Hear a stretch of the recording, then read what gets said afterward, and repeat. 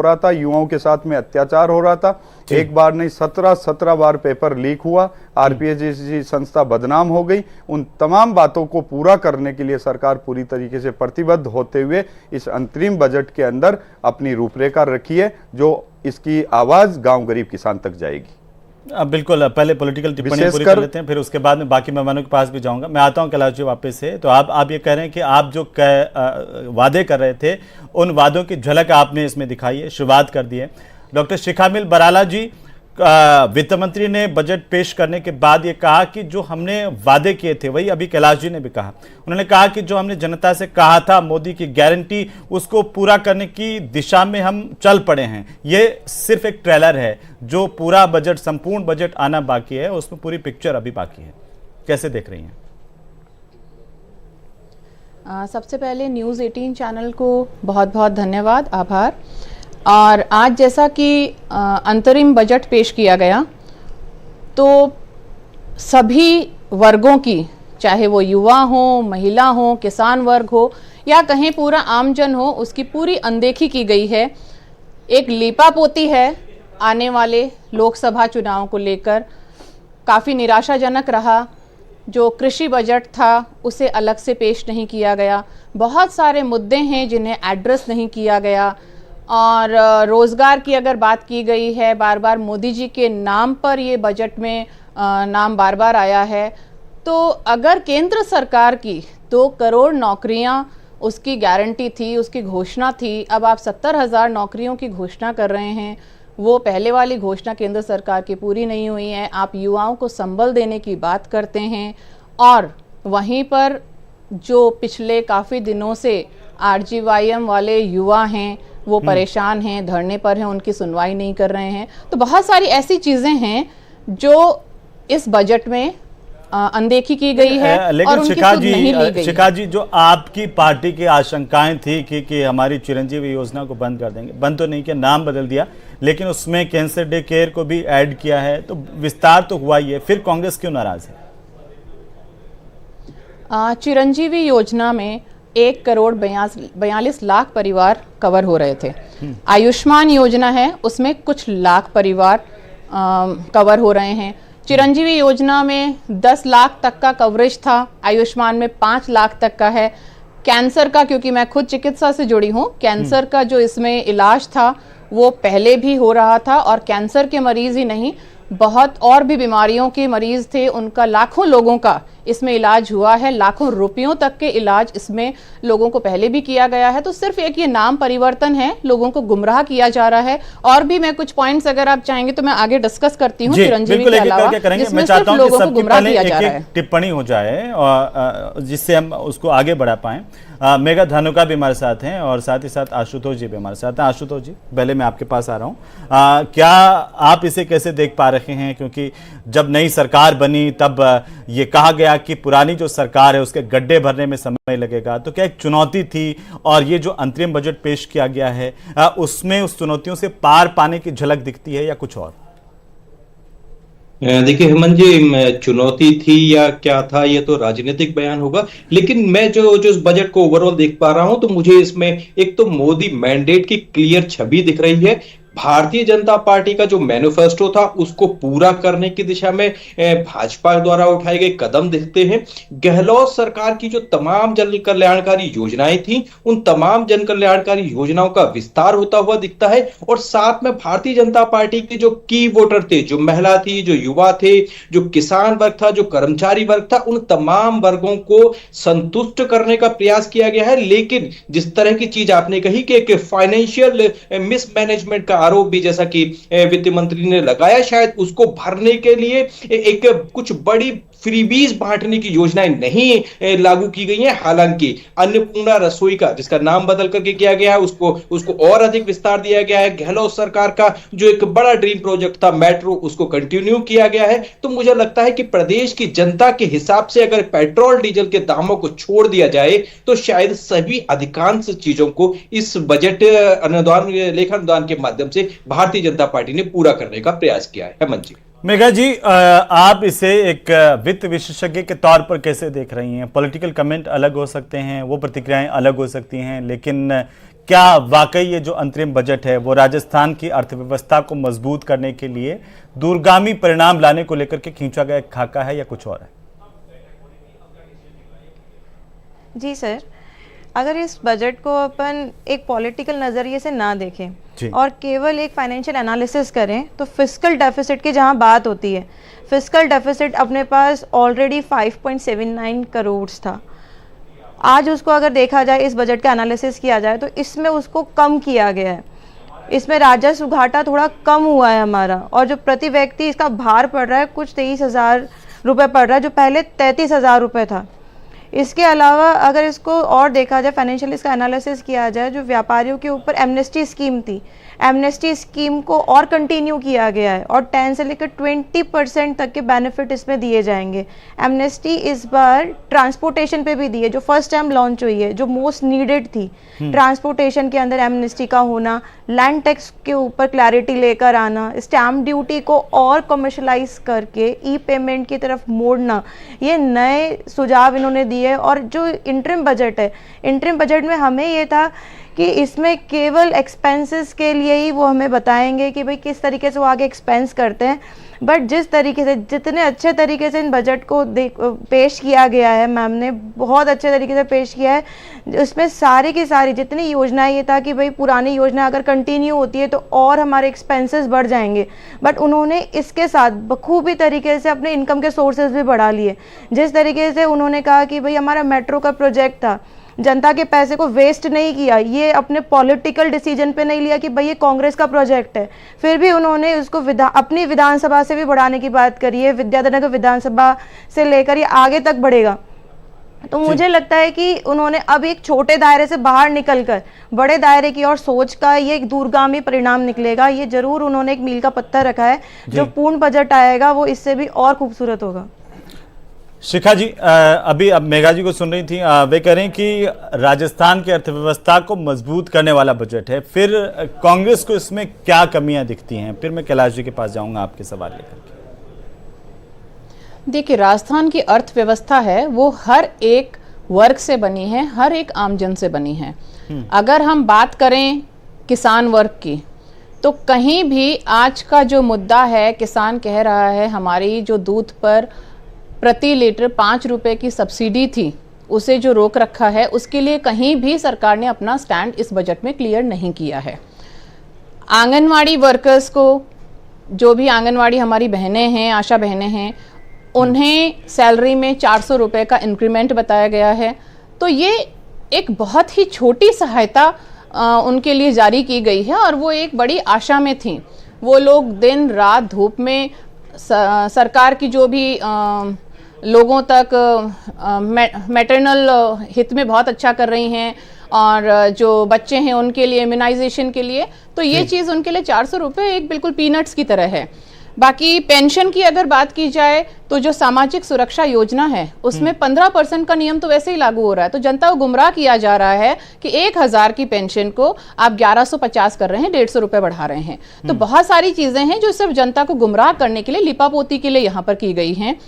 और एक इंटरेस्टिंग चीज़ जो हमारी माननीय वित्त मंत्री और डिप्टी सीएम ने कहा, माननीय दिया कुमारी जी ने, कि उन्होंने अटल बिहारी वाजपेयी जी को कोट किया, एक व्यक्ति को सशक्त करना देश को सशक्त करना है। बिल्कुल ये उस परिप्रेक्ष्य में उनका बिल्कुल सही स्टेटमेंट था। पर आज जो सेंट्रल गवर्नमेंट कर रही है, एक ही व्यक्ति को सशक्त करना देश को सशक्त करना नहीं है, और सारी चीजें मोदी जी के नाम पर यहाँ की जा रही हैं। जो जनता ने वोट किया है वो राज्य सरकार के लिए किया है, और राज्य सरकार को अपना विजन यहाँ पे पेश करके यहाँ की जो लोकल समस्याएं हैं पहले उनको एड्रेस करना चाहिए। ठीक है, कैलाश जी, शिखा जी कह रहे हैं कि मोदी जी के नाम पर सारी की सारी योजनाएं जनता पर दी जा रही हैं, डाली जा रही हैं, उनके नाम से प्रोजेक्ट की जा रही हैं। मैं आज दिन में कांग्रेस के प्रदेश अध्यक्ष गोविंद सिंह डोटासरा का बयान सुन रहा था। वे कह रहे थे कि हमारी योजनाओं को किस तरीके से वो आगे बढ़ा रहे हैं, अपना उनका खुद का विजन नहीं है, जनता को गुमराह करने वाला बजट है। कैलाश जी, देखिए, माननीय मुख्यमंत्री जी ने भी ये कहा कि हम कोई कांग्रेस की योजना को बंद नहीं कर रहे, और जहाँ तक माननीय प्रधानमंत्री जी का सवाल है, बिल्कुल हमारी डबल इंजन की सरकार है और माननीय प्रधानमंत्री जी केंद्र की सरकार के माध्यम से अगर कोई नवाचार लोकसभा के अंदर करे और उन नवाचारों का फायदा राजस्थान सरकार को मिले तो इसमें कांग्रेस को क्यों पेट में दर्द होता है। दूसरी चीज, हमेशा की तरह आज जिस तरीके का बेल के अंदर आके हंगामा होना, वो ठीक है, लेकिन कैलाश जी आपने तो वादा किया था, आप कह रहे हैं कि संकल्प पत्र की झलक देखने को मिलेगी। आपने तो सबसे पहले वादा किया था, बीजेपी ने प्रदर्शन का हिस्सा भी बनी बीजेपी प्रदेश में कि सबसे ज्यादा जो है पेट्रोल डीजल के जो दाम है वो श्री गंगानगर में और राजस्थान में है, उन पर से जो कम की जानी चाहिए दरें, उसकी तरफ तो कोई संकेत नहीं दिखा है। लोग आज निराश हुए हैं, प्रदेश की जनता को उम्मीद तो थी। कैलाश जी देखिए, बिल्कुल प्रदेश की जनता को मोदी सरकार से, माननीय मुख्यमंत्री भजनलाल जी की सरकार से पूरी उम्मीद है और हम उम्मीद को गारंटी के साथ में पूरा भी करेंगे। मगर कांग्रेस सरकार ने राज्य के आर्थिक तंत्र को जिस तरीके से बुरी तरीके से पटरी से उतार दिया, इसको सुधारने के लक्ष्य को ध्यान में रखते हुए काम करेंगे। और जिस तरीके का ये बहुत बड़ा निर्णय था, मैं इस बात के लिए मानता हूं, मैं भी इस बात के लिए बिल्कुल तैयार हूं, हमारी सरकार भी इस बात के लिए बिल्कुल तैयार है।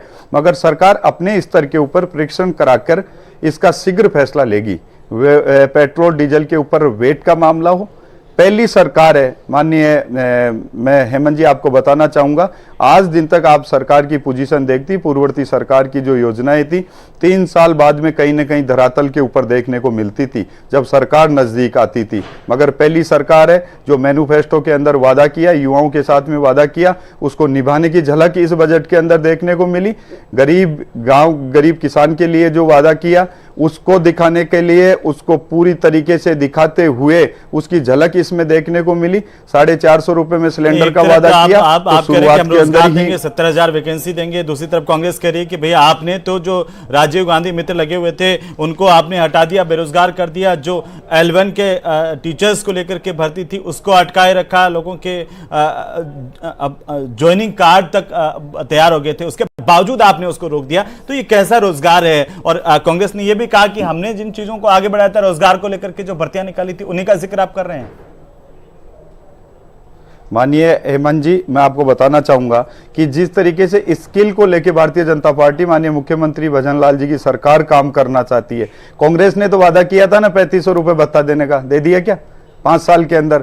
आज कांग्रेस ने जिस तरीके से पटरी से युवाओं को उतारा, वही युवा तो आज इस बात के लिए पूरी तरीके से धरने, प्रदर्शन, हर तरीके से वही तो सड़क के ऊपर आ रहे हैं। और हमारी सरकार उनकी बात को सुन रही है, उनकी बात को पूरे प्रमाण के साथ में देख रही है और इसका पूरा परीक्षण करने के बाद में इसमें क्या खामियां हैं, उन सभी खामियों को दूर करते हुए उन युवाओं की बात को पटल के ऊपर रखा जाएगा, उनके साथ में न्याय होगा। और भजनलाल जी की सरकार युवाओं के साथ में न्याय करते हुए इन सब की बातों को ध्यान में रखते हुए जो मैनिफेस्टो के अंदर बात थी उसमें विशेषकर युवा, महिला, गरीब, गांव, किसान की जो प्रमुखता थी उसमें, चाहे डेयरी की बात अभी शिखा जी ने की, चाहे किसानों की आमदनी बढ़ाने की बात उसमें की हो, चाहे बिजली की बात उसमें की हो, सारी बातों के ऊपर सरकार अमल करते हुए उनको फायदा देने का पहले भी विचार रखती थी, आज भी है और आगे भी विजन रहेगा।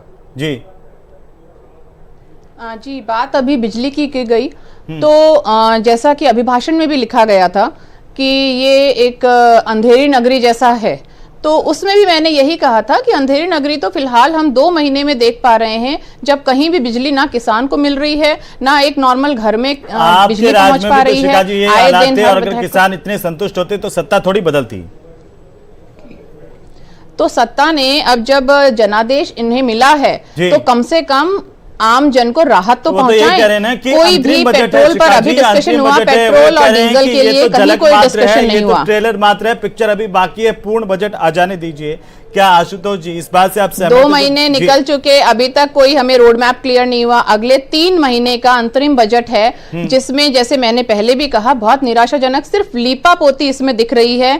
आप ERCP की बात करें, बहुत बड़ा मुद्दा आज के दिन है। ERCP में कहीं भी MOU हमारे सामने नहीं है। 13 की जगह इन्होंने 21 डिस्ट्रिक्ट कौन से किए हैं, वो चीज जनता को क्लियर नहीं है, कहीं सामने लाया नहीं जा रहा है। कितना आशुतोष जी पास जाऊंगा जल्दी से, कितना MCM पानी हमें मिलेगा? पहले 3500 DPR में था, अभी कितना है? और उसके बाद अगर 3700 के करीब जो हमने अखबारों के थ्रू पढ़ा, अगर 21 डिस्ट्रिक्ट्स को 3700 मिल रहा है, 45,000 करोड़ का प्रावधान किया गया ना अंतरिम बजट में। शिखा जी एआरसी के ऊपर पूरा कंसेप्ट सर राजस्थान की विधानसभा के अंदर क्लियर हो चुका। विपक्ष ने कहा हमारी चर्चा होनी चाहिए, हमारी सरकार ने उसकी चर्चा कराई। एआरसी के ऊपर 13 जिलों को पानी देने की बात थी। माननीय स्वर्गीय अटल बिहारी वाजपेयी जी का सपना था, पूर्ववर्ती सरकार का सपना था, इससे पूर्ववर्ती सरकार का सपना था। माननीय वसुंधरा जी जब मुख्यमंत्री थी, उससे लेके अब मैं शिखा जी के बयान के ऊपर ही आ रहा हूँ। 13 जिले, 21 तो आपने ही किए ना, आनंद फानन के अंदर जिले बनाए, हम तो उन्हीं की बात कर रहे हैं। मगर हमारी सरकार का विजन बिल्कुल क्लियर है। हम जिस तरीके से ठीक है आशुतोष जी, इसे क्या कहा जाए? ये क्या भजनलाल सरकार का बजट कहा जाए या फिर इसे लोक लुभावना बजट कहा जाए लोकसभा चुनाव को लेकर के? देखिए हेमंत जी, ये तो बिल्कुल इस बजट को देख करके साफ है कि बहुत लोक लुभावन या चुनावी बजट जिस तरह का होता है उस तरह का भारतीय जनता पार्टी ने न केंद्र में दिया है और न राज्य में दिया है। दोनों जगह का जो बजट दिया है वो मोदी जी के विजन को क्लियर करते हुए भाजपा ने दिया है। और शायद एक लॉन्ग टर्म प्लानिंग इस बार भारतीय जनता पार्टी को ये उम्मीद लग रही है कि 2028 में भी वो अपनी सरकार वापस बनाएंगे और इसलिए एक ऐसा बजट उन्होंने पेश किया है जो 2028 में आने पर सरकार बनाने पर कम से कम उनको यह बयान नहीं देना पड़े कि हमको खाली कोष मिला है और हमारे पास ऋण बहुत है। तो शायद लॉन्ग टर्म को लेकर के भजनलाल सरकार ने यह बजट पेश किया है जिसके परिणाम हमको आने वाले दिनों में देखने के लिए मिल सकते हैं। लेकिन आशुतोष जी, जो अभी मेघा जी बात कर रही थी कि बजटीय घाटा उसको ध्यान में रखते हुए भी वो भी कम होगा, लेकिन कांग्रेस कह रही है कि जो जिस तरह से एक भार जो है वो तो अब लगातार और बढ़ता हुआ नजर आ रहा है इस बजट के बाद भी। और जो फ्रीबीज की बात कर रहे थे उसमें भी उसी लाइन पर चलती हुई बीजेपी दिखाई दे रही है। बिल्कुल, देखिए हेमंत जी, हम केंद्र की अगर मोदी सरकार के को देखें तो फ्रीबीज कह करके वो विपक्षी दलों को तो घेरते हैं, लेकिन वो अपने जब बात आती है तो वो लाभार्थी शब्द यूज करते हैं। तो लाभार्थियों की संख्या पर न केंद्र सरकार ने अंकुश लगाने की कोशिश की है और ना ही भजनलाल सरकार ने कोशिश की है। जहां अन्नपूर्णा रसोई की थाली पर पहले 450 ग्राम भोजन अशोक गहलोत सरकार दे रही थी, तो भजनलाल सरकार ने उसको 600 ग्राम करने की घोषणा कर दी है। पहले 17 रुपए एक अन्नपूर्णा थाली पर राज्य सरकार पर बर्डन पड़ रहा था, 22 रुपए पड़ने वाला है। तो यह राजनीतिक दलों का मिक्स वो है। लेकिन शिखा जी, अपनी भाषा में शिखा जी कुछ अच्छी चीजें हैं, उनका तो स्वागत करना चाहिए, ना सिर्फ विरोध के लिए विरोध हो। कुछ अच्छी चीजें, लाडो योजना है, महिलाओं के लिए योजना है, किसानों के लिए अगर तकनीक उन तक ले जाते हैं तो इसका स्वागत होना चाहिए।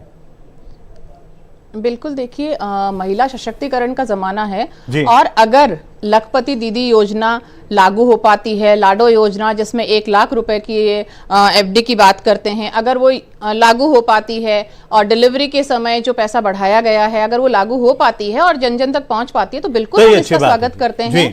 पर ये आखिरी पंक्ति तक व्यक्ति तक पहुंचे और इसके लिए वित्त मंत्री ने सदन में ही आपसे सहयोग मांगा कि